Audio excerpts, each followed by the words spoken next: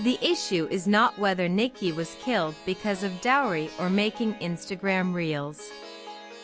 The harsh fact is that a daughter had to suffer verbal and physical abuses in her in-laws' home.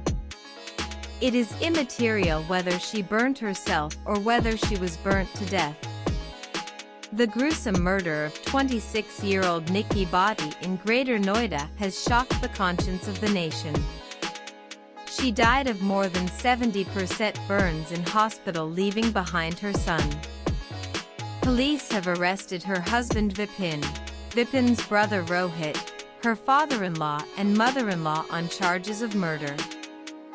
Chilling videos have emerged of Vipin beating Nikki and the victim rushing down the stairs engulfed in flame. Nikki's son was heard saying, "Papa slapped Mama and poured something on her before taking out a lighter and set her on fire." This is not merely a dowry murder case. I think it is a dark blot on our society. The nation is seething in anger after watching the video of Nikki engulfed in flames. Nikki's family was not poor, nor was she illiterate. Both Nikki and her sister Kanchan were married to Vipin and his brother. Nikki's parents gave a Scorpio and a motorbike as part of dowry. Both sisters were subjected to abuse in their in-laws' home because of constant demand for either 35 rupees lakh cash or a Mercedes car as dowry. Her parents had complained to their clan panchayat and Nikki returned home only to face more pressure for dowry.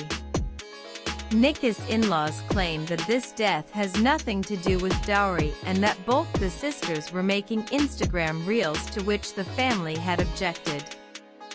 The two sisters ran a beauty parlor, but their earnings were taken away by their in-laws, after which they had to close down the parlor. Nikki's father says that his son-in-law Vipin was unemployed and used to usurp the earnings of his wife and his sister-in-law. Vipin's family, belonging to the Gurjar caste, owned land in the locality and were earning rent from shops and some other commercial properties. The issue is not whether Nikki was killed because of dowry or making Instagram reels.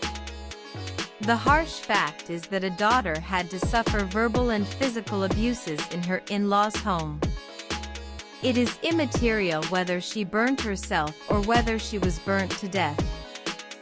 If a single daughter is harassed because of dowry, it is a bane for our society.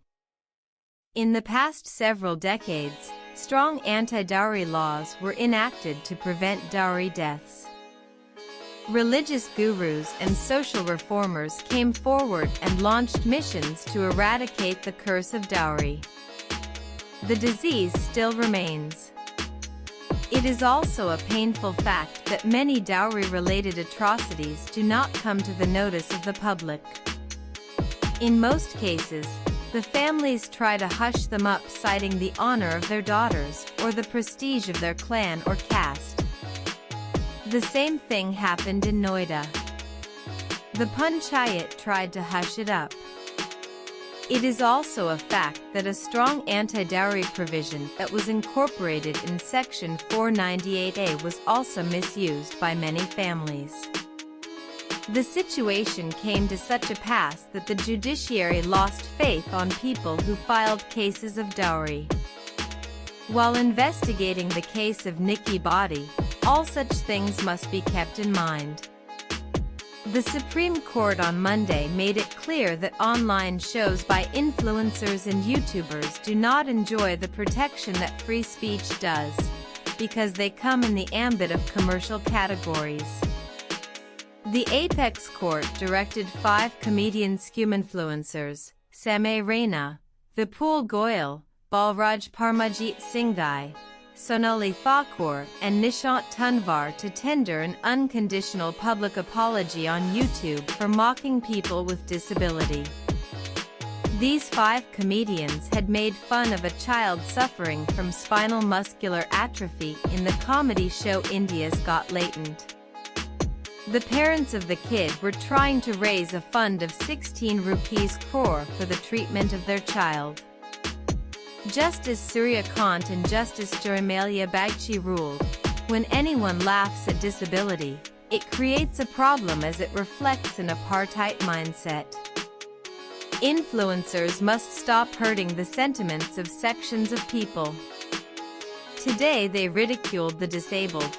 Tomorrow it will be the turn of women, children, and senior citizens. Where will it take society? The bench said. Influencers commercialize speech. When a speech falls in the ambit of commercial or prohibitive categories, the immunity under right to free speech is not available. The Apex Court asked the center to frame guidelines to stop influencers and YouTubers from mocking disabled people, women, children, and senior citizens. Now that the Apex Court has asked the center to frame guidelines in consultation with News Broadcasters Standard Authority (NBSA), an independent body which ensures that the guidelines are followed by TV news channels, the ball is now in the government's court.